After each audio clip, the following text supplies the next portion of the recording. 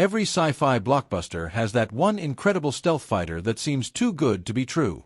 Well, in the real world, the YF-23 Black Widow 2 was exactly that.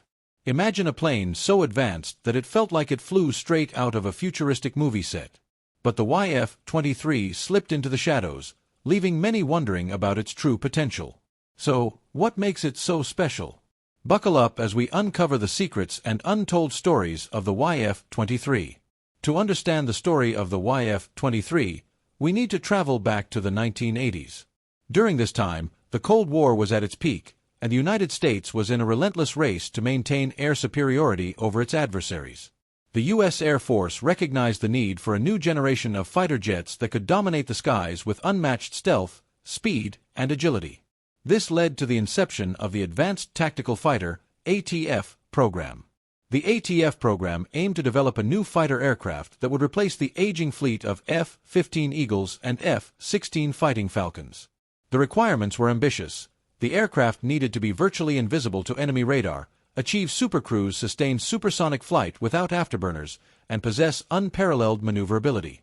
Two aerospace giants stepped up to the challenge: Northrop with their YF-23 Black Widow 2 and Lockheed with their YF-22, which would later become the F-22 Raptor. These two contenders were poised to showcase their cutting-edge designs and technologies in a head-to-head competition. Northrop's YF-23 was a marvel of engineering. It featured a sleek diamond-shaped wing design and a blended body that minimized radar cross-section. The aircraft was powered by advanced engines that allowed it to reach incredible speeds while maintaining stealth. The YF-23 also boasted innovative materials and construction techniques that reduced its weight and enhanced its performance. On the other hand, Lockheed's YF-22 had its own unique design features, including thrust vectoring nozzles for enhanced maneuverability and a more traditional tail configuration. The stage was set for an epic battle of technology and innovation. As the ATF program progressed, both companies worked tirelessly to meet the stringent requirements set by the Air Force. They conducted extensive research, wind tunnel tests, and simulations to refine their designs. Prototypes were built, and rigorous testing began to evaluate their performance in various scenarios. The YF-23 and YF-22 represented the pinnacle of aerospace technology in the late 20th century. The competition between Northrop and Lockheed was fierce, and the stakes were incredibly high. The outcome of this contest would shape the future of air combat for decades to come. But what happened next? How did the YF-23 perform in the trials, and why was it ultimately not chosen by the U.S. Air Force? The YF-23 was designed with a clear focus on stealth and high-speed performance. Its unique diamond-shaped wing configuration was not just for show. This design, combined with its blended body, was aimed at minimizing radar cross-section and effectively reducing its radar signature, making it less detectable to enemy radar systems compared to its competitors.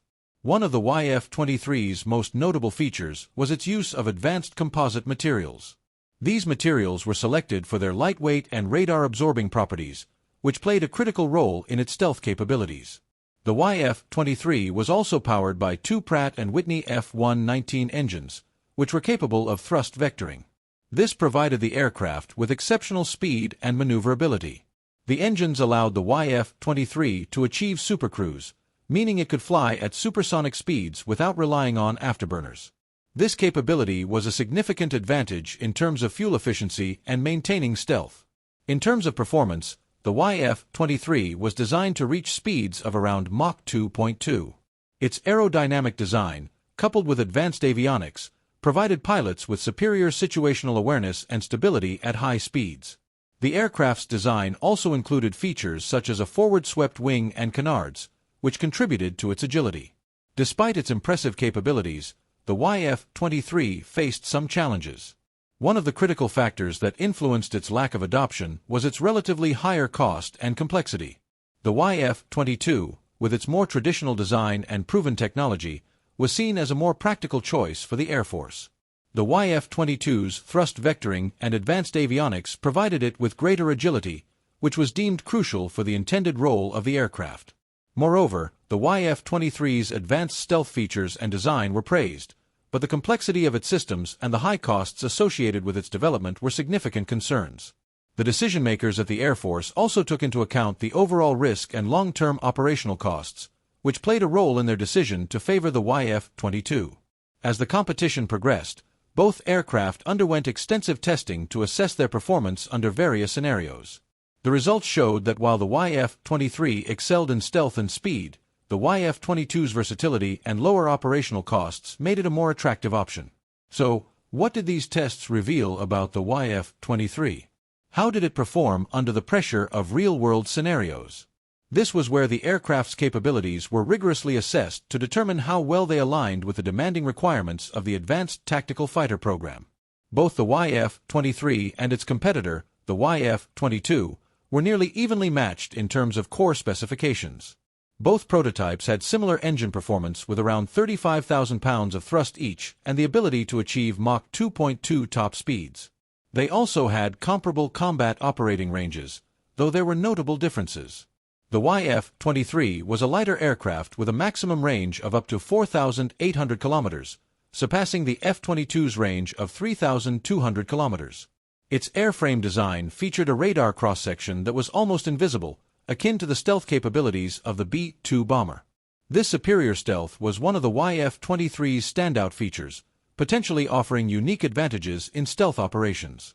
In terms of speed, the YF-23 demonstrated impressive performance.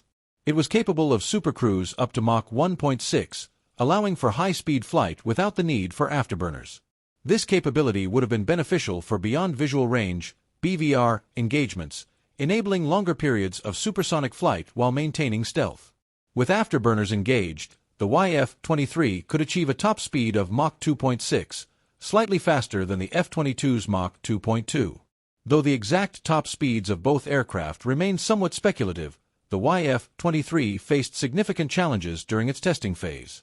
On October 30, 1990, test pilot Bill Lowe experienced a dangerous situation when the outer layer of the windscreen on the YF-23, known as Gray Ghost, shattered at Mach 1.5. Fortunately, the polycarbonate layer remained intact, allowing the aircraft to return safely. This issue was not isolated, as a similar problem occurred with the YF-23 prototype Spider. These windscreen failures were serious, as any breach in the specially designed windscreens could increase the radar cross-section, compromising the aircraft's stealth capabilities. The YF-23 also encountered mechanical issues during P-2's second flight. One of the GE engines failed to accelerate properly, necessitating a single-engine landing. In another incident during Flight 3, a plugged fuel line caused the fuel tanks to overpressurize, creating a potentially dangerous situation. Thankfully, this issue was detected in time, and the aircraft landed safely. These technical problems were addressed with maintenance efforts, but they underscored the challenges faced by the Northrop team. Despite these setbacks, the YF-23's performance in certain areas remained impressive. Test pilot Paul Metz, who flew both the YF-23 and the F-22, found the YF-23 particularly capable in high angle of attack situations, operating at trimmed angles of attack up to 60 degrees. Metz noted that the YF-23 could potentially outperform the F-22 in certain high AOA scenarios. However, the F-22's thrust vectoring provided it with an edge in agility, which was crucial for air combat. The testing process included a rare joint flight of the YF-23 and YF-22 on November 29, 1990, piloted by Metz and Sandberg over the Mojave Desert. This event marked the only time the two aircraft flew together. The following day, the YF-23's first prototype, Gray Ghost, was retired, and focus shifted to the second prototype, Spider. With the program's funding running low, efforts were concentrated on testing Spider's supercruise capabilities, though the results were never publicly disclosed. On December 18, 1990, a final joint flight was conducted for a photo shoot with Lockheed's YF-22 prototype. This brief 15-minute event marked the last time the two aircraft were seen together in flight. Later that day, test pilot Ron Johnson flew the YF-23 on its final mission, a 2-hour test flight. After this, both YF-23 prototypes were grounded, and the program began winding down. Despite the YF-23's advanced features and impressive performance, it did not make the cut. So, what final decision factors influenced the final decision? As the testing and evaluation phase ended, the decision on which aircraft would be selected for the Air Force's Advanced Tactical Fighter program came into sharp focus. The final decision favored the F-22 Raptor, which was selected as the next-generation air superiority fighter for several key reasons. The YF-23's innovative design and advanced features were countered by several factors that influenced the final decision. The aircraft's technical problems during testing, including the windscreen issues and engine malfunctions, raised concerns about its reliability. These issues highlighted the risks associated with the YF-23's more radical design compared to the F-22, which employed proven technologies and a more conventional approach. The YF-23 also lacked a demonstration-ready weapons bay, which, while not a requirement for the competition, may have contributed to concerns about its operational capabilities and stealth. The omission of this feature might have suggested potential challenges in integrating weapons while maintaining stealth, which was crucial for the role the aircraft was intended to fulfill. As funding for the program ran out, attention shifted to the F-22. The F-22's blend of agility, dependability, and cost-effectiveness made it a more viable option for the Air Force. Its design was built on established technologies that had previously been successfully integrated into other aircraft, lessening the risk involved with implementing a new and untested design. On April 23, 1991, the YF-23 program officially came to an end, and the Air Force contracted Lockheed to produce the F-22 Raptor. The F-22's success in the competition was attributed to its proven performance, lower risk, and cost-effectiveness. The YF-23 prototypes were retired and eventually placed in museums, becoming symbols of what might have been. Despite not being selected, the YF-23 remains a legendary aircraft among aviation enthusiasts. Its unique design and cutting-edge technology continue to captivate imaginations. Test pilot Paul Metz, who flew both the YF-23 and the F-22, considered the YF-23 a formidable aircraft with outstanding potential. While it may not have been as polished as the F-22, its performance and innovative features have ensured its place in aviation history, leaving an impact on the aviation industry. Let's take a look at, for starters, the influence the YF-23 has on the aviation industry. Its cutting-edge design and stealth technology have not faded into obscurity. Its near-invisible radar cross-section and advanced aerodynamic features provided valuable lessons for future fighter aircraft. The stealth capabilities, including its radar-absorbing materials and distinctive forward-swept wing design, influenced subsequent aircraft development, contributing to the evolution of stealth technology. While it didn't enter service, the YF-23 has also become a legendary aircraft among enthusiasts and historians. Its sleek design and the mystery surrounding its advanced capabilities have made it a symbol of what might have been. Discussions comparing the YF-23 and the F-22 continue to spark debate, highlighting its enduring legacy in aviation circles. Both prototypes, Grey Ghost and Spider, are now preserved in museums. These aircraft serve as historical artifacts that offer a glimpse into a pivotal era of fighter development. They serve as a testament to the ambitious spirit of the YF-23 program and its role in the evolution of stealth technology. The YF-23 story also serves as a reminder of the constant quest for technological advancement and the complexities of military decision-making. Despite its advanced features and potential, the F-22's proven reliability and more conventional approach ultimately prevailed. The YF-23 remains an iconic example of innovation in aviation, reflecting the excitement and challenges of pushing the boundaries of technology. In the end, the YF-23 Black Widow II remains one of the greatest whiffs in aviation history. Its sleek, stealthy design and groundbreaking technology left a lasting impression, even if it never took to the skies as America's next top fighter. When we consider the YF-23's place in history, it becomes evident that its story is not just about what may have been, but also about how it affected the future of aviation.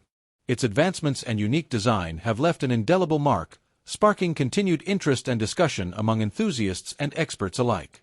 What are your thoughts on the YF-23's impact and its place in aviation history?